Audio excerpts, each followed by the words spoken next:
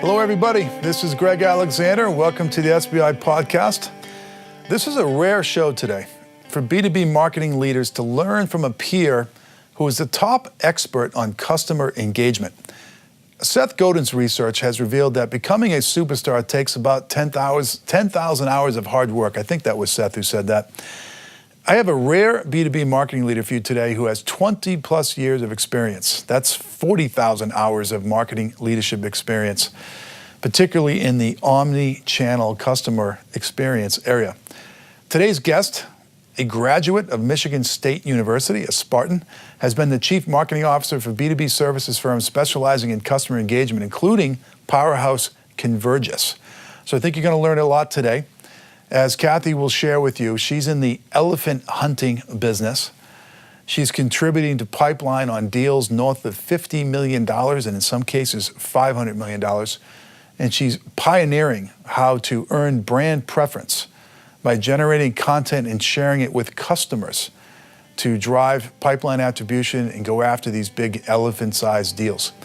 So if that's of something that is interest to you, I encourage you to listen to the show, and I hope you enjoy it.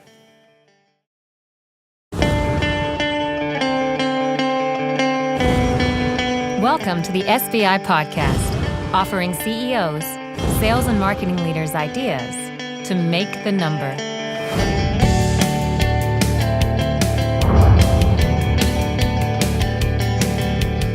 Welcome to the SBI podcast, a weekly broadcast dedicated to helping you make your number by getting your peers to share with you how they are making theirs. Today we're going to demonstrate how to earn brand preference by satisfying the information needs of your target customers and prospects. So why this topic? Old activities-centric marketing org charts tend to create ineffective silos and prevent revenue growth, whereas modern, what we call outcomes-centric marketing org charts tend to eliminate silos and provide seamless integration with the product and sales teams and can unlock trapped revenue potential. My name's Greg Alexander. I'm your host and CEO of SBI, and helping me with our demonstration is an executive who knows a lot about this topic. Her name is Kathy Juve, and she's the Chief Marketing Officer for Convergys. So Kathy, welcome to the show, and please introduce yourself to the audience. Well, hi, great to be here. Thank you for having me, Greg.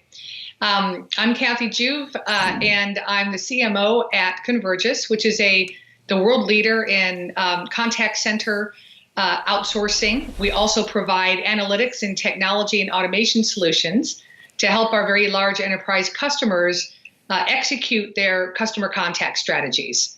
So we're a $3 billion company, and marketing is a really big part of our success. Very good. And Kathy, maybe a little bit more about you personally before your role here at Convergys. What did you do prior to that?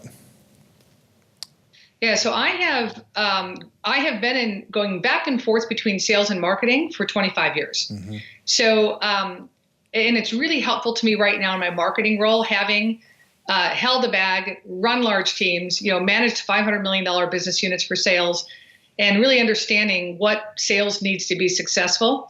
And so I've been fortunate to be on both sides, if you will. The last decade, I've spent the most of my time on marketing. So I had the opportunity to really, and I love your term, modern marketing, to be part of this modern marketing revolution that's really taken place. Because marketing, when I started in business 25 years ago, really looks, there's very little that looks the same today, particularly in the enterprise B2B space. And so it's been really exciting to be a part of that and build, very successful marketing organizations. One of the things that I believe today is that marketing is an integral part of sales. And in the companies that I've been at prior to coming here, we've been fortunate enough to, drive large portions of pipeline, and measure that through the activities of marketing. So I don't think that marketing is separate from sales. They're really much more integrated than they have been. And I've been spending, the last decade of my career specifically working on those relationships between marketing and sales. Okay, very good. Okay, so we're going to talk about earning brand preference, which, as you know, but just for the benefit of the audience, brand preference is different than brand awareness. Brand awareness is I'm aware of you and what you may be able to do. Brand preference is I prefer you over the alternatives. And we're going to talk about using things like content marketing as a way to satisfy the information needs of our customers and therefore earn brand preference. So my first question for you is, which customers and prospect audiences do you prioritize? And what information needs do they have? And how did you learn about that? Yeah, so in our organization, we are in the business of elephant hunting, to use an old saying. We are, as I mentioned earlier, a $3 billion company. We have clients that spend $50 million a year with us, clients that spend $500 million a year with us, and everything in between. So for us, I think we're unique for a B2B organization in that a lot of our growth in any given year naturally will come from our existing base. And so a lot of our targeting and segmentation is focused on really understanding the complexity of those organizations, the buyers we need to be communicating with, and the influencers that we need to be communicating with, and really aligning our content strategy around helping our sales team to have the conversations they need to have with literally hundreds of people in a large organization that they simply cannot have on their own. And then we have a separate segment, if you will, that is designed to help introduce our organization to companies that don't know us well yet. And so we really have a two-pronged strategy, Greg, that's focused on how do we help the company grow our strategic existing relationships in a very smart way.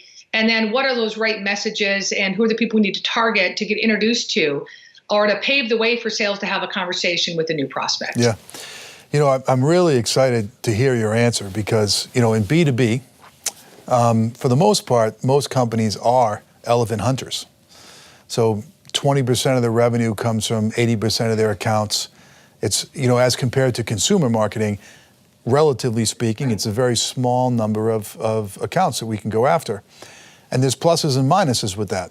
The plus is you can get really focused and hyper-targeted, as you clearly have done here, and really invest in, you know, spreading, if you will, across these very large companies and touching, as you said, hundreds of buyers in a single account. So given the fact that we've got kind of that narrow scope, which again is a huge advantage, specifically understanding what those people's information needs are, should be easier, at least in theory, than trying to do that across thousands of consumers. So how do you learn about what these people inside of these big elephant-sized accounts, what they want to learn about? Mm-hmm. So I think that in our case, we have multiple lines of business or services that we sell to those customers. At the highest level, I think we need to target them, and we are targeting them with, you know, relevant information that can help them make a decision. It needs to be short, smart, and shareable, because decisions are also made by larger groups today compared to a decade ago when I was in selling and in marketing. And so our buyers need help to make internal business cases for the things that they want to invest in, and they need support from us to help ratify the choices and the recommendations they're making internally. So we look at the needs of our customers. We have a very robust account planning process in place today that actually SBI assisted us with. And we look at what our sales team is focused on from an account perspective. Where are the gaps compared to what our clients are buying from us and the capabilities that we can help them with? And how do we target the right people, the right personas, the right titles, the right influencers within that target account with the right message or introduction so we can have a sales conversation around a need that they have that is unmet and for which we can provide a solution. Short, smart, and shareable. Boy, that is something to remember. I love that phrase. And when you're elephant hunting, you better be short, smart, and shareable for sure. So that is a great thing for all of us to take away from this.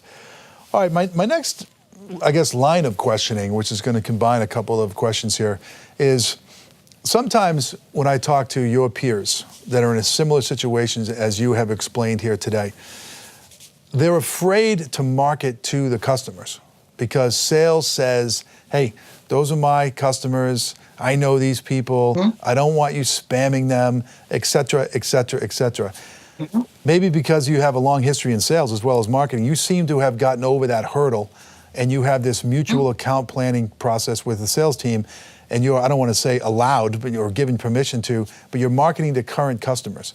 So what advice would you give your peers when they hear from sales, don't market to my customers? That's such a great question. And I'll be honest with you, I think that my credibility in sales has helped me for sure in this. But we have to educate our sales team that the days of Lone Ranger rainmakers are gone. Okay, that's not how people buy today. The buying decision is already made about 75% of the time before a salesperson can get to that buyer. You just can't be everywhere on time all the time. And we're always going to be understaffed in sales. There's never going to be enough sales capacity to meet all the needs of all the people that might want to buy from you. So what we have to do is really help our sales partners understand that we are here to support them, right? Our goal is to help them have the right conversations at the right time. And take that responsibility off their shoulders, put that on our shoulders. Let them focus on those then more highly qualified opportunities where they can be more successful and they are in a position to better meet their numbers more consistently.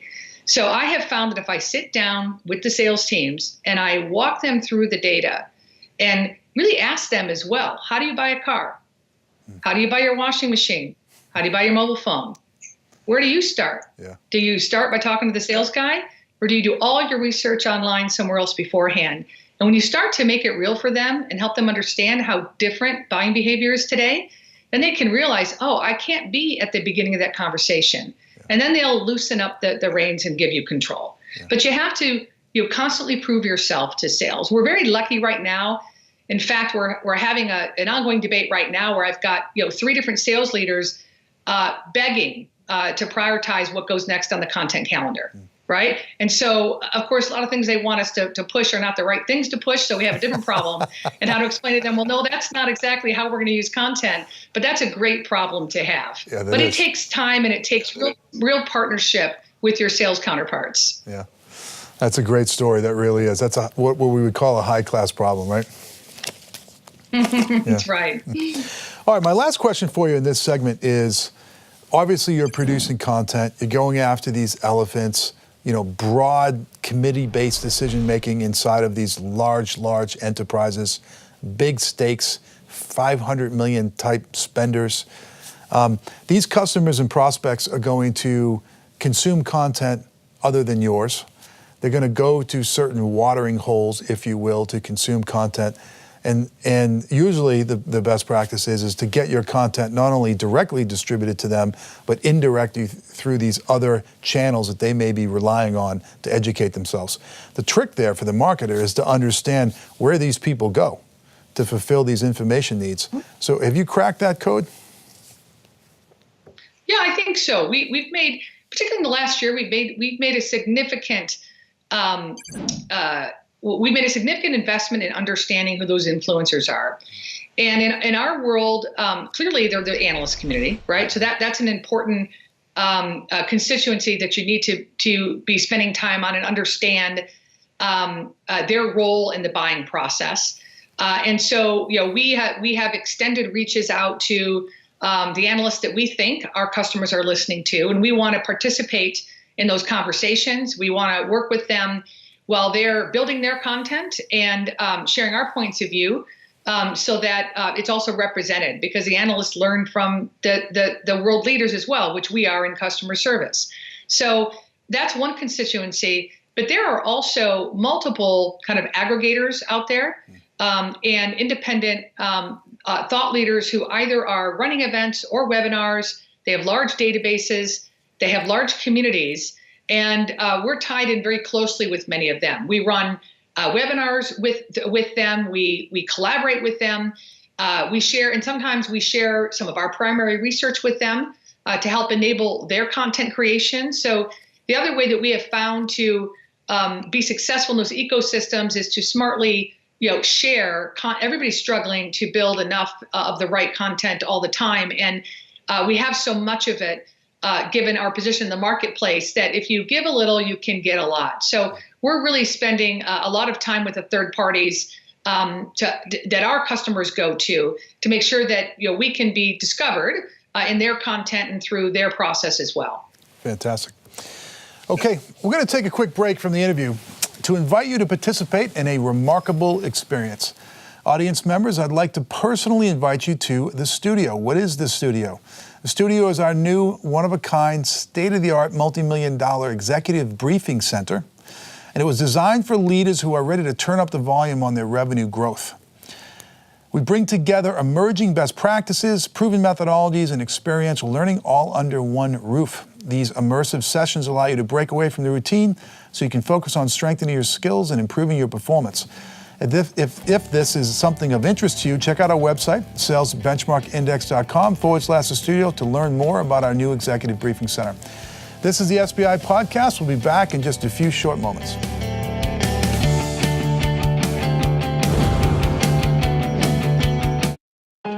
Meet Bruce. He's CMO for a pharma company in the Midwest. Every Saturday morning, he heads to his favorite coffee shop to watch SBI TV. Dedicated to helping you make your number. It's how he keeps on top of trends and learns about emerging best practices direct from top marketing leaders. You don't want to be marching up the hill and look behind and no one is following. For Bruce, it provides the jolt of inspiration he needs to stay on top of his game. That, along with his venti triple shot half-sweet non-fat soy hazelnut macchiato extra whip.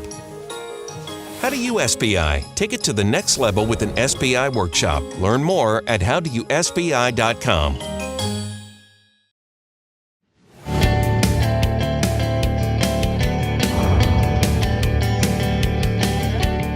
Welcome back, everybody. You're listening to the SBI Podcast. I'm your host, Greg Alexander, and today's guest is Kathy Juve, the CMO for Convergys. Today, we're demonstrating how to earn brand preference by satisfying the information needs of your target customers and prospects. And we're going to jump back into the questions. So, Kathy, my next question is, there seems to be a little bit of a debate here around how much we should invest in content marketing. And when the CEO is in the room or the CFO is in the room, what I call the expense cops, they always say, what's the reason that you're going to create this particular content? Is it to drive leads? Is it to create brand awareness? Like, what is the reason? So when you think about the different content you're creating, you think about how it's going to impact your audience, how it might help you earn brand preference. How do you think through that? Yeah, so I have some very strong feelings on that. I think content is the new marketing, right? It's the new advertising in today's world, to be clear. But I think more importantly, it's integral to sales. And I wish there was a ratio that said for every salesperson, you need to spend X dollars on content. Because in today's world, the sales team cannot be successful in a complex selling world without content that has rich data, can demonstrate ROI, and can, again, really arm our buyers with information that they can act on. It's just so different from, again, when I started in this business so long ago, where you could walk in, literally, have drinks, have dinner, have a great discussion, build some trust, and walk away with a $10 million deal. I just don't see that happening, right? These decisions are very data-based, they're very committee-based, and that requires a lot of information. And the information, as I said earlier, it really has to have a strong point of view, and it needs to be able to demonstrate your company's value. And a salesperson cannot do that on their own anymore. It's too hard. So we have to arm them, not only with the demand gen content to be in the conversation, but once they're engaged, to have the kinds of content that they need to have a much more meaningful interaction with the buyers, so they can be successful. So I think that content is absolutely central to sales success today, and that we're very symbiotic, more so, I think, than ever, the roles of marketing and sales together. Yeah. So what I believe is that content it's very central. If you want to run a webinar, you need good content. If you want to have a conversation, you need good content. So I'm a big believer in content, and we direct as much as we possibly can, and we never have enough into our content budget. Yeah. Okay, fantastic. All right, my next question is, if you had an additional $1 million to spend, would you spend it on content marketing or an alternative, and why or why not? Yeah, I would spend probably the majority of it in content. Part of that is given where we are on our journey. And, there are things that we want to do that require a more sophisticated content, like account-based marketing and stage-based marketing, because of the way that our customers buy.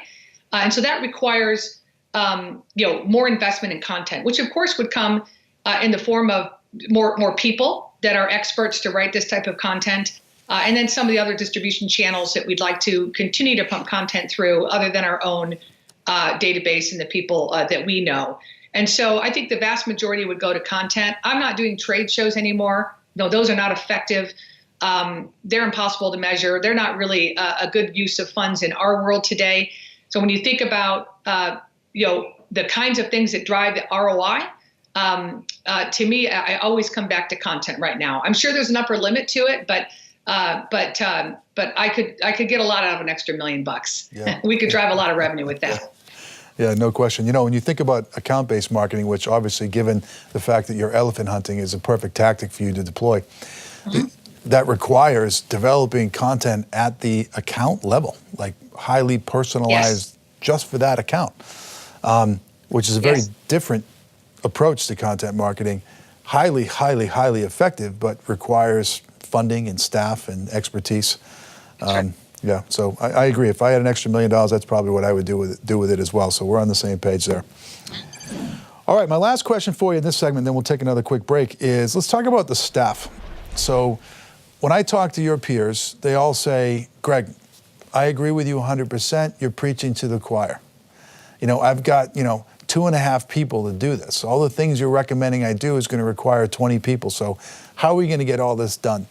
So can you share with me a little bit about, how you staff content marketing? Is it all in-house? Do you outsource some of it? How do you think through resourcing this?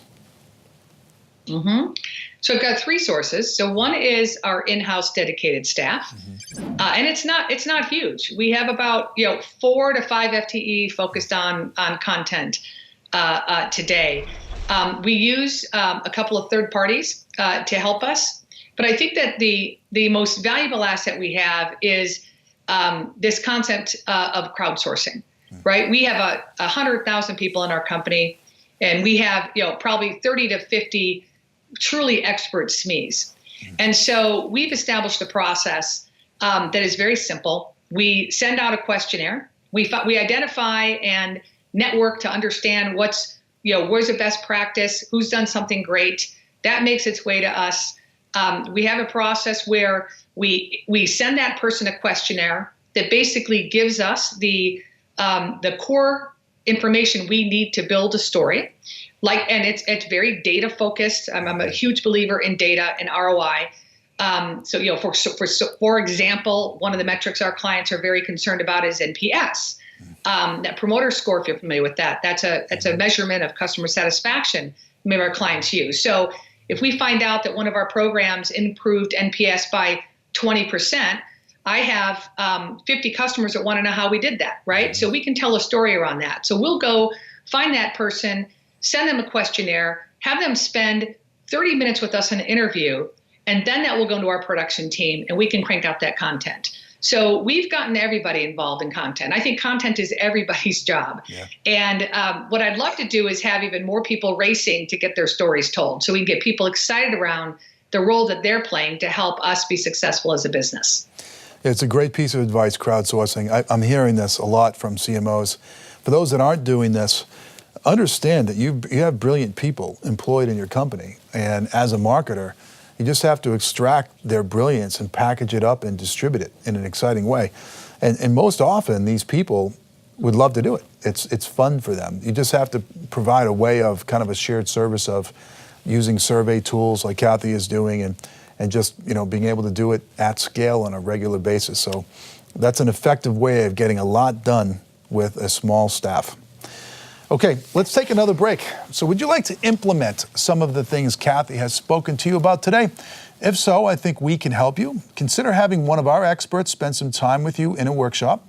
If you want to get a feel for what's covered in the workshop, go to sbi.tips/2017 workbook and download a copy of the workbook that we use in the workshops. It'll give you a feel for the types of exercises we put you through on topics like this one and several others. Okay, we've got one more segment with Kathy after the break, so we'll be back in a second.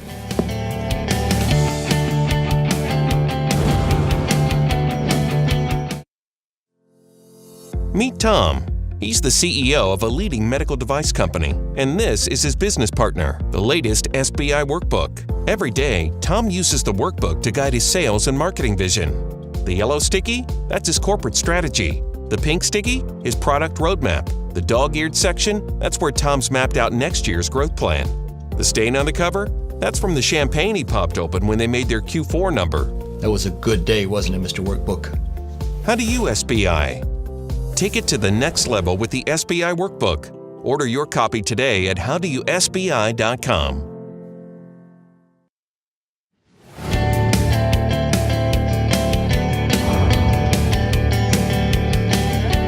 Okay, this is our last segment with Kathy, demonstrating how to earn brand preference by satisfying the information needs of your target customers and prospects. Let's jump back into the questions.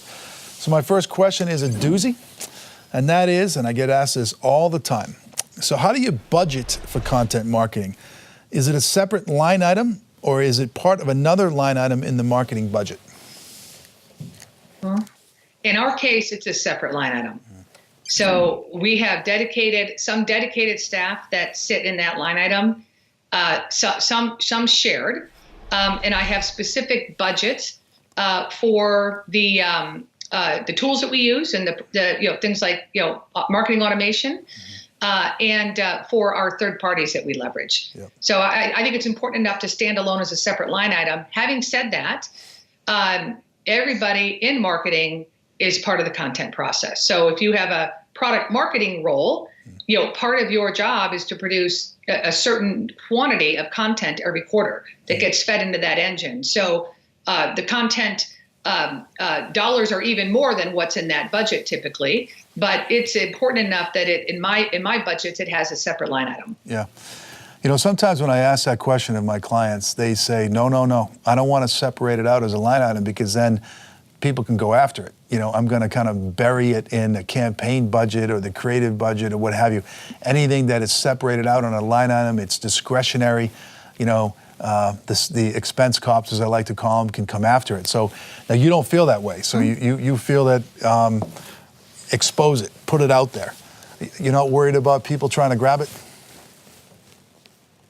No, okay. Not now. And I think also because of the way that we are structured, it really makes sense for us. Yeah. Now, I think, it's my job to explain to leadership exactly what content is. It's not optional, right? It's not. So I think part of it is the journey of educating leaders. Again, I think marketing has changed so dramatically in 10 years that most CFOs, they don't understand this, yeah. Right? So I have to explain to them how it's changed. And again, relate back to them, the stories I told earlier, which is how do you buy, right? How do you think our clients make decisions? So content really is, I think content is marketing. I don't know how you market today without content. So for me, it's more, let's own it and then defend it. Because eventually, these things are discoverable anyway. So we're taking a more, provocative approach that way. And so far, it's been working for us. Yeah, I agree with you. I mean, it's a cost of marketing. I mean, I'm sitting here holding a coffee cup in my hand. If I don't have this cup, I can't drink the coffee. I mean, it's just, if I want a cup of coffee, I got to have something to put it into. It's the same thing in marketing. I mean, if you want to market in B2B, I mean, you just flat out have to invest in content marketing.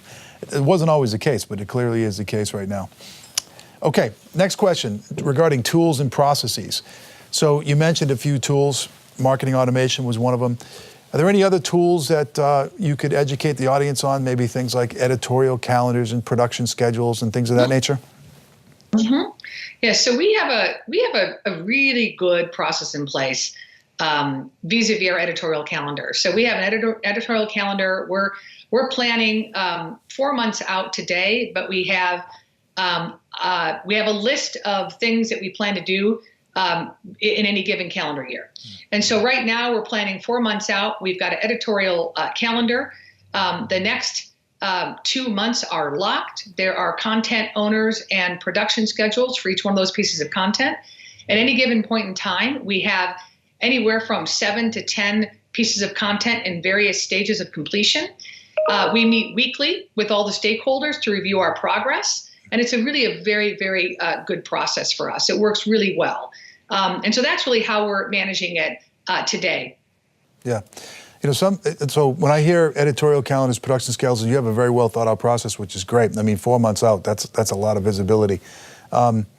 Do you use, spreadsheets, Word docs, PowerPoints, or did you invest in any type of software tool? What are you doing there? Yeah. We don't. Great question. We don't have. We're looking at software tools right now for this, but we haven't deployed them yet. I hope to have some of those tools deployed next year. So right now we are managing through. There's a master spreadsheet, and then there's a PowerPoint version of that allows us to have constructive meetings. 15-minute meetings every week with 20 people that are driving content. And allows the direct marketing people to have stand-up meetings. And so there's, the spreadsheet's a little unruly for a large group, but that we're tracking it, pretty manual. But you know what? It works. Yeah. I mean, it's working well for us today. But we are planning for a lot more content and want to get ahead of it. And we'll look for more tools that can help us with the workflow. Yeah, I agree. So the advice I'd give the audience is sometimes people rush out there and buy these workflow tools. Crawl, walk, and run. Just get focused on what's working for you right now, and if the intensity of your content marketing process warrants a tool in the future, then do it then. Just be careful. If you automate too early, you're going to automate chaos, and that's going to accelerate your demise. You're going to do bad things faster. That's not a good thing to do. All right, my last question is the most important of our interview. It's the one that I get asked. If I was sitting with 10 CMOs, this question would get asked 10 times. And that is, how do you measure the effectiveness of your content? So rigorously. So we measure every campaign. We're looking at open rates and click-through rates and share rates and all the usual suspects that you'd be looking at. And we're very closely watching the opportunities created from our campaign and the pipeline that we're driving and developing. I think the ultimate metric and measurement for us here ought to be pipeline development, right? I'd like to be able to stand up in the next few years with my peers and own a pipeline number and say, look, I'm willing to take on 20%, 30% of the pipeline, in addition to the fact that we touch all the pipeline that's in there that's created through other means. And I think that's where you need to go with marketing departments. Our journey is still pretty nascent here. As an organization, we got very serious about this year. And I think it takes a couple of years to be prepared to take on that responsibility. But that's what I'd like to be responsible for in the future. The other thing that we're measuring is our impact on time to close. There is a correlation between engagement with content for existing customers and time in pipeline.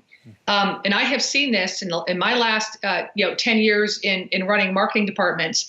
I've seen an absolute correlation between engagement. And I'd be able to sit down with the salesperson and say, you just told us in a pipeline call that you think that this customer is going to buy. I will tell you that you're wrong because they haven't downloaded a single piece of content. And then you'll look at another deal in the pipeline where you've had 7 people that have engaged with 4 to 5 pieces of content over the course of the last quarter, and you know that they're listening and that the salesperson is in tune with their needs and they're engaged, and they're doing that justification process inside. They're sharing that content. They're explaining to their leadership why they selected this company, and you can see it. So we're starting to report, we have been reporting, and we're starting to get better at it, the correlation between engagement and success to our sales team. And we're meeting with our sales counterparts now every 2 weeks to review their engagement numbers. And every salesperson gets a report on the engagement with the content in their pipeline, because that's a really good indicator for them to understand where they need to fix a sales strategy that might be heading in the direction that they don't want it to go. So we're measuring everything that we can. Yeah. We're also doing a lot of A/B testing. We're testing subject lines. We recently hired somebody to help us that actually was a consultant at Marketo. So it's been a really great hire for us, and we're looking to continue to refine our measurement. But there is no doubt that there's a great responsibility on us to be able to measure our results. And to me, it really is sales. So I've got to tie it back to the sales number. Yeah. Fantastic answer. I don't think I've appreciated the relationship between engagement and time to close. I don't think I've ever really thought about that crisply. That's a new learning for us to consider.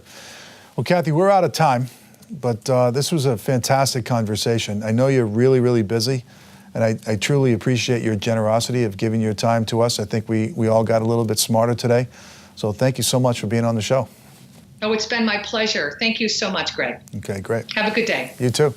All right, now I want to thank the SBI audience for tuning in.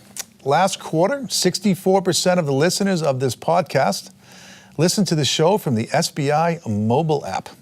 It's numbers like this that motivate us to keep innovating and investing, and we'll continue to do so. So thank you, audience members, for your continued support.